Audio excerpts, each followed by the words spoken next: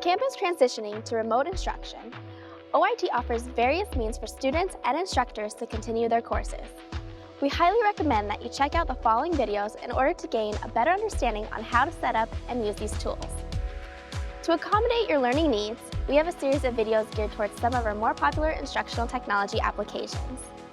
These include things like WebEx, our web conferencing tool, so faculty and staff can conduct classes and hold meetings online, and Panopto, our lecture capture service, where instructors can record their course and students can watch, search, and review the material. Additional collaborative services are provided through your Google G Suite, such as your unlimited Google Drive, Docs, and Hangouts. We hope these videos help you get started with the basics so you can have a successful semester. As always, if you have any more questions, the IT Help Desk is here to help.